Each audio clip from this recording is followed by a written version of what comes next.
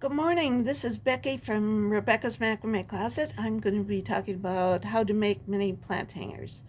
Now, the tools that you'll actually need that I recommend is using a 2 milliliter good quality cotton cord, or you can also use a 2 milliliter polyester cord.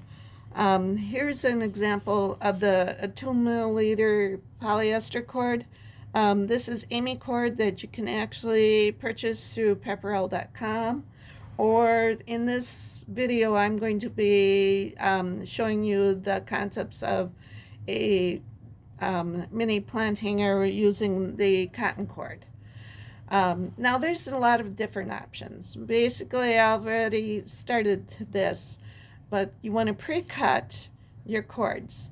8 cords that would be um, approximately 2.5 feet. I go a little bit longer just to make sure that I have enough to finish off the tail on the plant hanger on that. When I actually string this, and this is a 2 meter gold brass cord, I like to go with the better quality as they're more durable. One thing about using the 2 meter polyester cord, it is weather resistant. So if you do want to hang it outside, or your mini plant hanger in a camper or entryway or even in your vehicle, it is weather resistant. The 2 meter cotton cord would be more for indoor use. Um, Basically, the top of this, which I've already completed, is called a wrap cord. I took about a 12-inch piece of cord, and wrapped it around the top on that and snugged it up.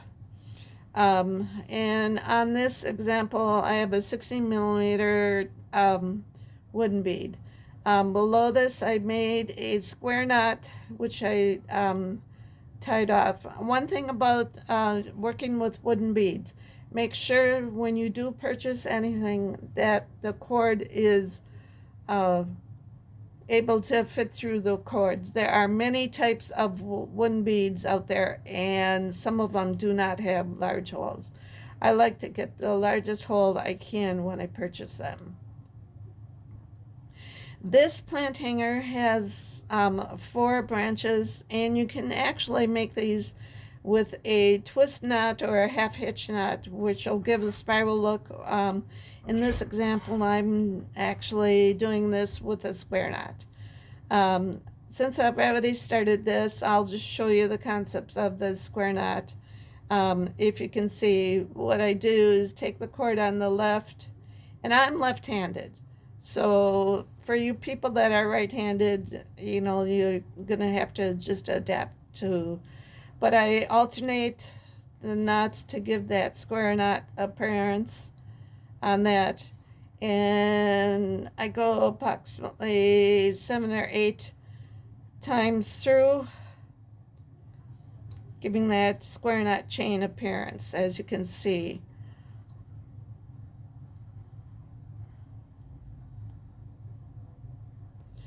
And we'll be repeating this on each of the 4 cords. While I'm saying I go about 8 or 9 times on that, I like to put a smaller bead on the plant hanger. You don't have to, but it actually gives it a good natural appearance. Now I'm going to be adding some smaller wooden beads, and these are 6 to 8 millimeter wooden beads. Again, I'm using a easy beater that is actually made by Pepperell, and as you see, the holes are larger for feeding through. This size bead, I can get 2 of these cords through. One thing when you're feeding this through, you don't want to torque too much on the easy beater on that, as the wires are thinner. And it'll break. Um, then I continue on making my square knots,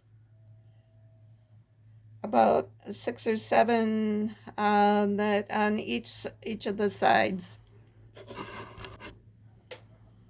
I'm going to show you again basically what I'm doing for that square knot, and I've got my beads on the cord.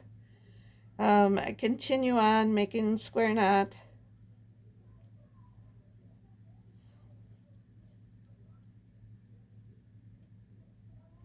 One thing about that, I always, even though I've been doing this for years, it varies on the type of cords you have. And like I said, you always want to make sure that you cut a little bit longer on that. And as you see, one of these cords lengths, it's going to be a little bit shorter than I wanted.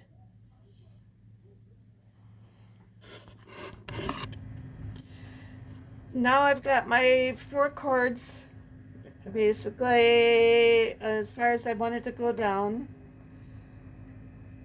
And now I want to make the basket for the plant hanger. And there's many options that you can actually do. What I do is I go about 1 inch down from the cords to make a hanging basket portion. Working with 4 cords and making the square knot again.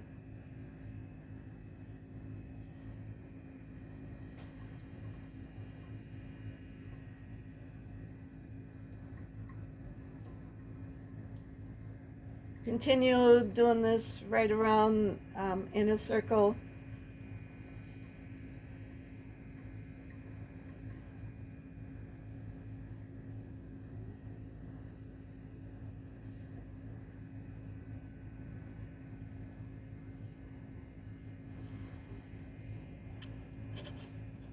And now I will be actually, I make 2 portions, and now you want to take the alternating cords on that to finish off tying in the middle.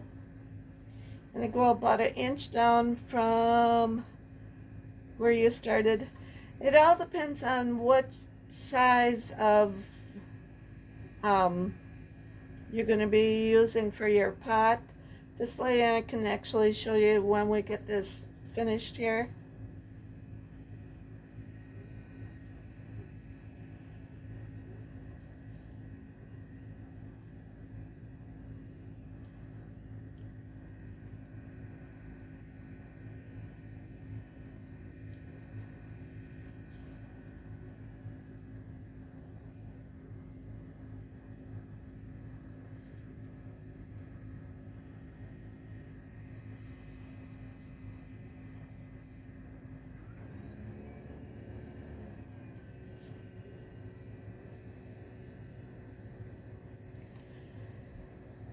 Okay, now as you see, I've got the basket portion, and the final step that we'll actually be doing to finish this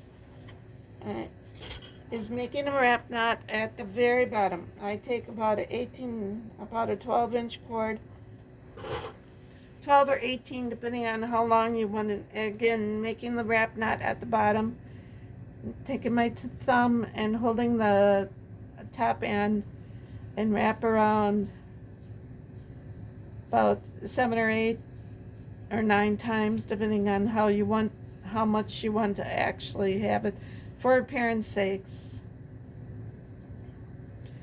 And then I take the tag end and loop it through. And every once in a while, even though I've been doing this for many years, I have to start again with my wrap knot, because if you don't hold the tag end, you will lose it when you're wrapping, and that's what exactly that happened to me. So I'm not perfect. I'm not a machine on that. So again, taking the tag end and placing it right through the hole. And now I have the top end that I can pull the knot snugging up that.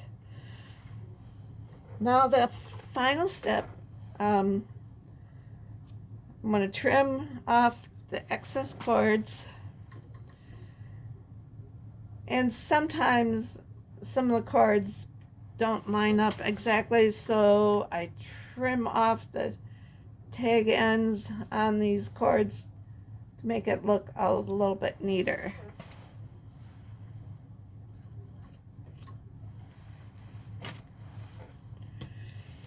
And there we go. We have actually completed one of our mini plant hangers. I am going to show you some examples of what you can do. Here's a little 1 pint clay pot. You can actually set that in for a display, and you can put air plants or whatever you want to put in there. And here I have actually some small yogurt jars that give you another appearance. So there's a lot of possibilities you can actually use for making your plant hangers. Again, if you do have any other questions, feel free to email me at becky@Rebecca'sPlantHangers.com. Our website is Rebecca'sMacrameCloset.com. Thank you and have a great day.